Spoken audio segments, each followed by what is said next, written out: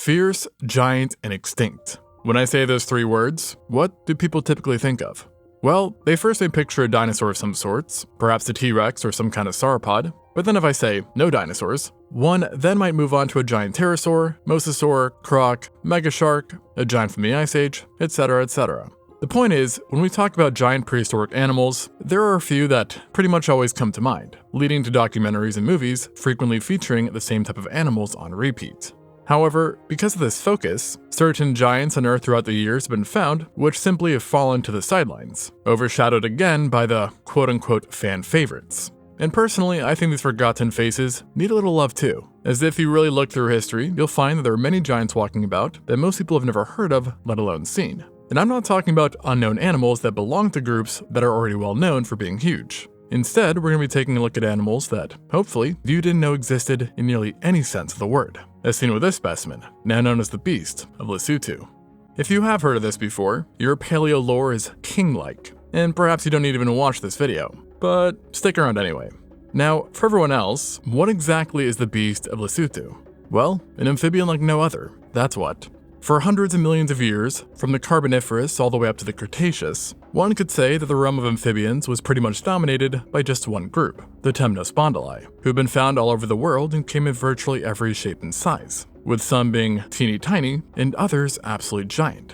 And so, this order is extremely diverse, with one way of thinking about them is that they're pretty much the mammal equivalent of the placentals. So, unsurprisingly, there are multiple large families that made up the Temnospondyli. And one of them was the Brachiopidae, a family which specifically emerged during the final days of the Permian, and were quite successful up until the Jurassic.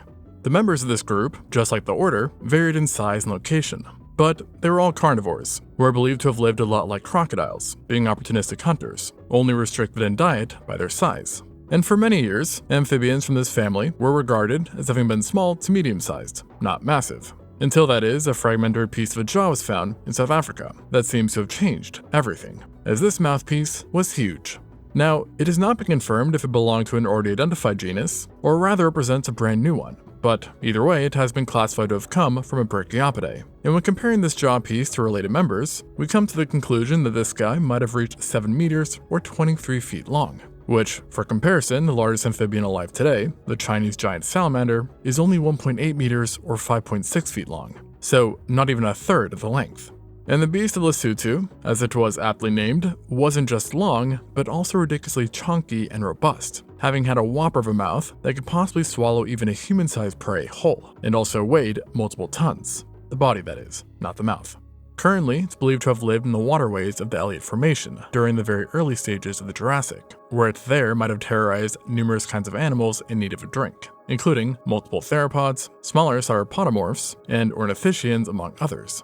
And so far, it's actually the largest known carnivore from the entire formation, dinosaurs included. So much so for this being the age of dinosaurs. But with this said, I will mention that obviously the jaw piece is fragmentary, so it remains to be seen just how accurate its body size estimate is. However, even if the Beast of Lesotho does turn out to be a bust, it's still fine, because we actually have other obscure giant amphibians too, such as the possibly longer, albeit lighter built, Prionosuchus, which hailed from Permian Brazil, or the alligator-headed Mastodonsaurus from Triassic Europe, which could have exceeded 6 meters or 20 feet and also held a more robust build, and made a great living by feeding on large fish as well as others of its own kind, seeing that evidence for cannibalism amongst this 2-ton-plus creature is very much known of. So, the next time a show or documentary wants to make a certain area come off as a bit horrifying, I say we go with a giant amphibian. They're just that dang cool. And you know what else is cool? A giant animal that looks like a dinosaur, but wasn't, and is something most people have never heard of before. And so, what am I talking about? Well, none other than the Silosuchus, of course. Now, if you're an avid watcher, you might remember this guy, but I still feel like this is a relatively unknown creature on the grand scale of things. Which is honestly shocking when you realize that this was the largest animal to ever stand on 2 legs that was not a dinosaur. And yes, it can be hard to believe that this was in fact not a dinosaur, but it really wasn't. Instead, what you're looking at is a type of popsaurid, who were essentially an advanced clade of pseudopsuchians that were one of the Earth's most abundant animals during various parts of the Triassic, and are generally known for having been a bit unusual, with some having sails, others being robust quadrupeds, and then some, like the Silosuchus, walking around on 2 legs. The Silosuchus specifically belonged to the Papasaur family, the Shuvasauridae, And perhaps not shockingly, it was its largest member, as well as being one of the largest non-dinosaur archosaurs of all time, as specimens show signs of getting up to 10 meters or 33 feet in length, which, by the way, is longer than your average fully grown Allosaurus. And again, just to reiterate, this was not a theropod. And what makes this animal even more unusual is that despite resembling a megatheropod, which would thus make you assume that it ate meat, was really just a friendly giant, well, as far as taste buds go, as it was a beaked, toothless herbivore that grazed from trees, sort of like a two-legged sauropod. And coincidentally, it actually lived alongside sauropods too, or at least sauropodomorphs, as this beast hailed from the Triassic Ischigualasto Formation of Argentina, which was home to multiple dinosaurs, yet none were absolute giants just yet, leading to the Silosuchus likely being the largest animal within the environment. And though much more famous, I should mention that its more carnivorous relatives could also be equally massive, as you did have pseudosuchians like the Fasolasuchus, which were just as long, but a tad bit more toothy and angry, probably specializing in feeding upon multi-ton sauropodomorphs. In fact, it even seems that the Fasolasuchus might have been the biggest terrestrial predator ever, discounting dinosaurs, and the largest fully land predator to walk on 4 legs. And so, given its attributes, it's not that surprising that it recently even got its own Hollywood debut in the movie 65. But I should mention that it didn't actually really live 65 million years ago, as the movie title would have you believe. Rather, like the Silosuchus, it lived during the late Triassic. But you know what is still waiting for a shot at being a movie's big bad? A creature that I think would make for a great Jaws replacement, the Nothosaurus. This was just one member of the often forgotten about order of marine reptiles, which were aptly named the Nothosaurs, and who lived all across the world's oceans for much of the Triassic period. And they were in many ways superficially similar to the plesiosaurs, having long body plans, elongated necks, 4 limbs, and gracile builds. And typically they even shared a similar diet, with many members using needle-like teeth to catch fish, amongst other similar animals.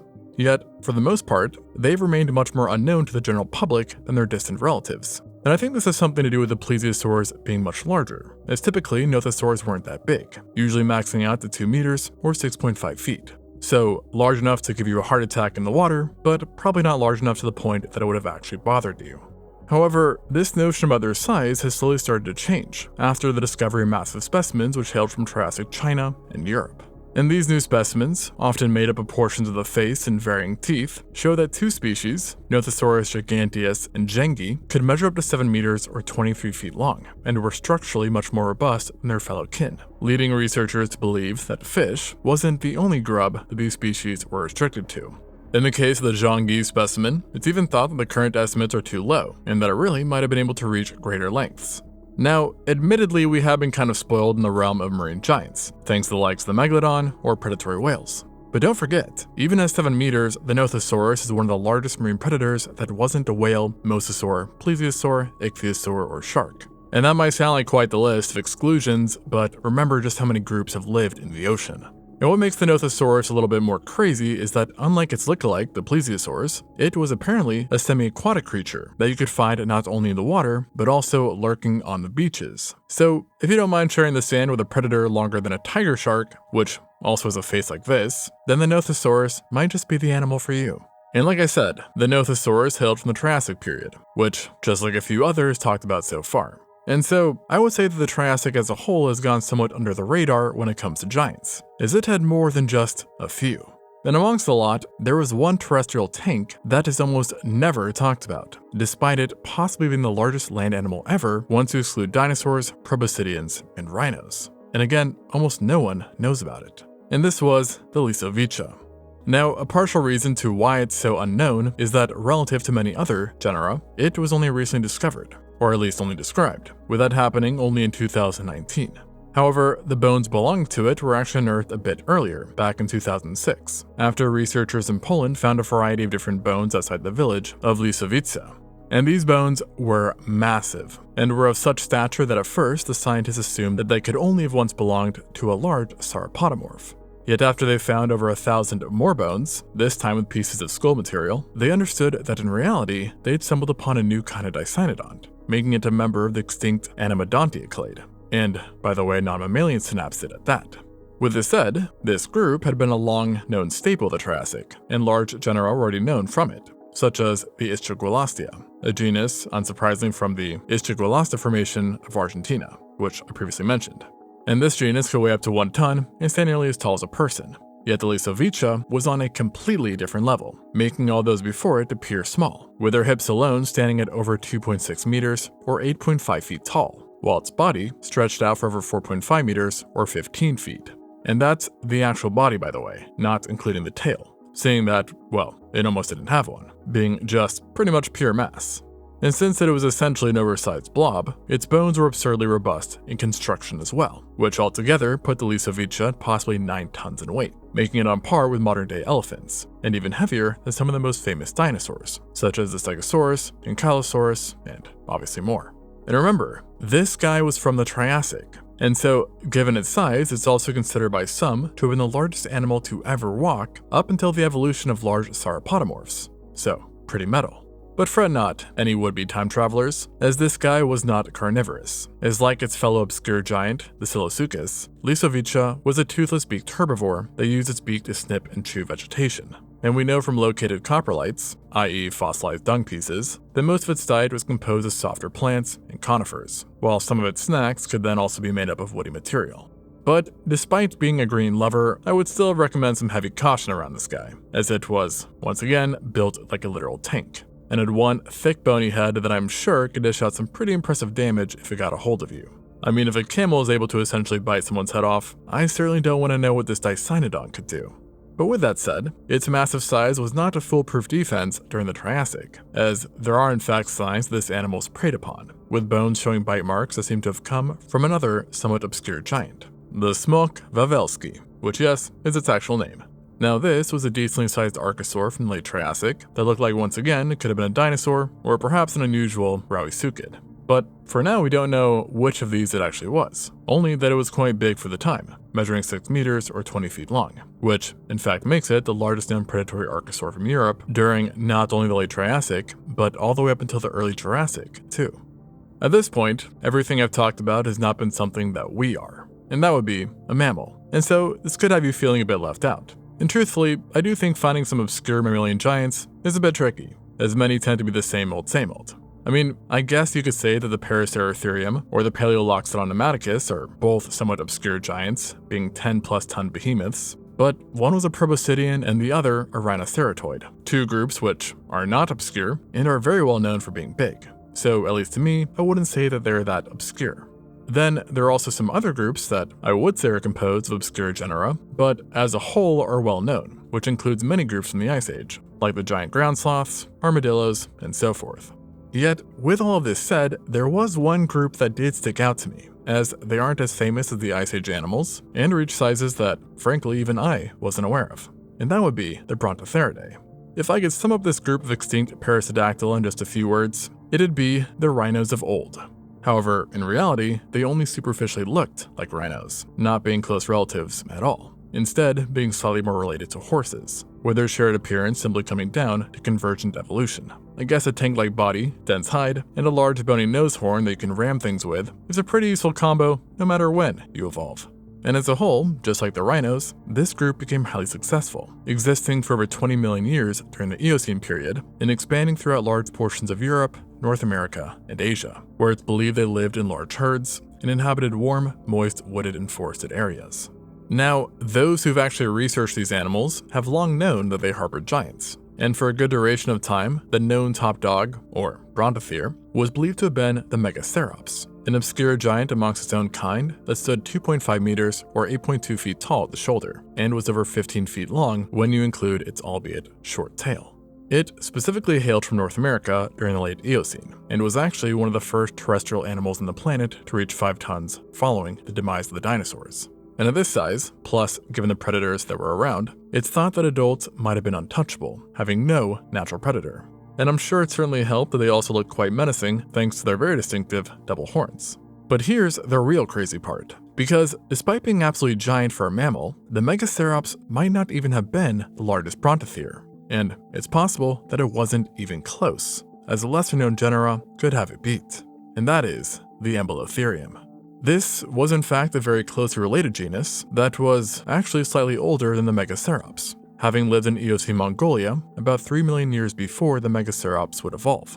And this guy isn't exactly new, And in fact, it's always been suspected that the Embolotherium was a larger brontothere. However, the talk about it being the largest ever only started happening after the discovery of a Titanic skull back in the mid-70s, as the partial skull was found that alone was over 4 feet or 1.2 meters long, possibly even a bit longer, making it not only greater in length than the skull of modern-day elephants, but also comparable to certain kinds of large theropods. So, it was obviously clear to the researchers that they had a monster on their hands. And though it's nigh impossible to tell just how big the specimen was without the rest of the body, some estimates have speculated that this noggin belonged to a nearly 9-ton individual that was anywhere from 18 to 20 feet long, or 5.4 to 6 meters, while standing tall enough that if you're right next to one, you'd have to look up straight into the sky to see its face. And besides being absurdly large, another interesting trait about this brontothere that was a bit unique was its horn, as it had evolved into one large structure that more resembled a battering ram than anything else. And this originally led to the notion that, like a ram, the Embolotherium would use this structure to bash not only any threats, but also each other during interspecific competition. However, when actually analyzing their rams, paleontologists noted that compared to relatives, theirs was actually much thinner and hollower, leading to the new idea that they weren't used as weapons, but rather means to communicate, possibly even helping to resonate certain sounds, whilst their absolutely gigantic size was likely more than enough defense by its lonesome. So there you have it, one obscure mammalian giant. But funny enough, the Embolotherium, or even the brontotheres as a whole, are not the only ones. There are others. And if we switch specifically to the realm of carnivores, one that is quite shocking is a species that actually has a decent shot at the title for the largest mammalian predator of all time. Well, that isn't a whale. And this mystery animal is somewhat tied to what I consider an actual living obscure giant, and that would be walruses. Now obviously most people have heard of walruses, I'd hope at least, but many don't know just how big they truly are. And so, to put their size into perspective, large males are often twice or 3 times the size of freaking polar bears, and have megatusks that can each measure up to 100 centimeters or 3.3 feet long. And yet, despite being this massive, living walruses are actually pretty much the littlest of bros, so you could say, as in reality, there was a much larger, now extinct kind of walrus that once thrived, which didn't just outsize extinct walruses, but again is also a contender for the largest carnivoran to ever live, and its name, Pontolis magnus. To find this beast, you'd have to travel back to the Miocene period some 12 million years ago, a time when prehistoric oceans in general were much scarier than current, housing not only iconic extinct giants such as the megalodon, but also similarly sized predatory whales that belonged to the Physeteroidea, amongst others. And included in these others was our protagonist, the Pontolis magnus, which was an absolute giant in its own right, having a body that extended for over 4 meters or 13 feet long, while also weighing up to 4 tons, the same as a male Asian elephant, whilst larger specimens might have even exceeded this. However, let me emphasize, this was not an elephant, but rather a walrus, a 4-ton freaking walrus. Additionally, while Asian elephants like their greens, Pontolis magnus was pretty much Ron Swanson, meat only, having been an active predator. Yet, as opposed to living walruses that have their tusks, the Pontolis actually lacked these features, having traded them out for a Titanic skull that was twice the size of the head of extant walruses. And within the Pontolis skull, you would have found them filled with large, powerful teeth that were designed to pierce and crush megafaunal prey. So, this is all to say that Pontolis magnus was one pinniped that might have taken a very unwelcome interest to a human, assuming obviously if we had been around during its heyday. And if the Pontolis magnus was still alive, it probably would be an actual problem, as unlike extant walruses that inhabit more remote regions of the world, the magnus preferred areas that today are quite densely populated, having been found mainly along the western coast of the US, from California all the way up to Oregon. And in these areas, it's thought that it likely hunted other pinnipeds, such as seals, while crabs, birds, smaller cetaceans, large fish, including by the way, megalodon pups, and possibly members of the only extinct marine order, the Desmostalians, who I've actually made a video about, so if you haven't seen that, go check it out.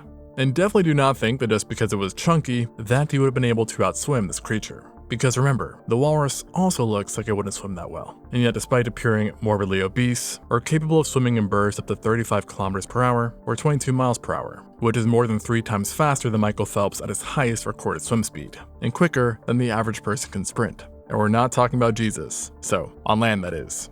And so, it's animals like the Pontolis magnus who really reinforce the idea that large open expanses of water, i.e. seas and oceans, are no bueno. However, freshwater also has harbored its fair share of obscure giants. Multiple, in fact. I mean, have you ever seen the show River Monsters? And one prehistoric fish that exemplifies this point pretty well is the rhizodus. Now, I would say this creature somewhat teeters on the line between obscure and somewhat known. However, its case is still pretty interesting, as we are talking about a predatory freshwater fish that was larger than a freaking great white, and not, I repeat, not a shark. Instead, it was a, wait for it, rhizodont, a group of lobe-finned fish of which the rhizodus was the largest member, and by a decent margin at that, with some specimens of this giant fish apparently measuring up to 7 meters or 23 feet long, while weighing potentially 1.5 tons, making it a contender for the largest freshwater fish of all time. And perhaps not surprisingly, it was during the Carboniferous, the age of amphibians and creepy crawlies, when this fish lived, inhabiting the dense woodlogged rivers and streams of North America, England, and Russia. And given its size, it likely hunted fair-sized fish and tetrapods, and would have done so with the help of some pretty gnarly teeth, as each rhizodus came equipped with enlarged tusks or fang-like teeth that could grow to be longer than the tooth of a literal T-Rex, and implied that instead of being limited to swallowing animals whole, the rhizodus could absolutely attack, kill, and then rip prey apart into more bite-sized bites. And just to make this giant even scarier, paleontologists noticed that its frontal fins were in fact even more developed and powerful than its back ones, leading to the notion that even on the water edge, you would not be totally safe. With the idea being that much like a crocodile or alligator, the rhizodus could actually lunge at animals along the shoreline in surprise attacks. So, one second you're looking at your beautiful reflection in the water, and then the next there's a face as big as your body gobbling you up. So, just one more thing that makes the Carboniferous an absolute nope for me. However, this was not the only time where freshwater harbored forgotten giants, as if you traveled to the Cretaceous, you would have found an even lesser known animal that was just as, or possibly even bigger than the rhizodus, and that would be the Mawsonia. Statistically, chances are you have never heard of this guy before, but you might know the group of fish it belongs to, the coelacanths, who made some buzz a few years back for quote-unquote reappearing after having been extinct since the late Cretaceous. And while we obviously know that it is now wrong to have called this group extinct, it is still accurate to say they were better off during the Cretaceous, as along with being more diverse, they were also more widespread. And the Mawsonia in particular is known to have come from both brackish and freshwater rivers found throughout South America, Eastern North America, and Africa, where it actually coexisted with the infamous Spinosaurus, who, statistically, you are likely to know, and was one of the largest theropods to ever live. However, we're obviously here for the fish, not the dinosaur, and while it wasn't as big as the Spino, the Mawsonia was still giant, measuring up to 5.48 meters, or nearly 18 feet long, which is longer than the average giraffe is tall. And while this is obviously not as long as the rhizodus, what might have given Mawsonia the edge in sheer size was its weight. As opposed to the former, Mawsonia was much thicker all around, and the largest specimens might have cracked 2 tons. And not to mention that some speculate that given the size variation seen in coelacanths today, a 6-meter or nearly 20-footer might be out there too. And so this all begs the question of what does a coelacanth that weighs more than 2 polar bears smashed together eat? And the answer is, we aren't so sure. As based on recovered teeth, it's possible this fish had a preference for some crunchy texture, being duraphagous and eating hard-shelled animals such as large crabs, snails, and more. But then there's the bit more unnerving idea that Mawsonia fed like a Goliath grouper, which basically means it was an oversized Kirby, using powerful suction to gobble up pretty much anything that fit in its mouth. And considering that the much smaller groupers have been documented vacuuming up 5-foot sharks, I shudder to imagine what would happen if a person had swum too close to the Mawsonia. So perhaps just best to stay far away. And ultimately, the Mawsonia wasn't the only relatively unknown giant from its environment. There were plenty more where that came from. And so this is all to say that while we all have our fan favorites when it comes to giant prehistoric animals, they certainly were not the only ones. And if this video gets enough likes, there will certainly be a part 2. Thanks for watching, and until next time on Extinct Zoo.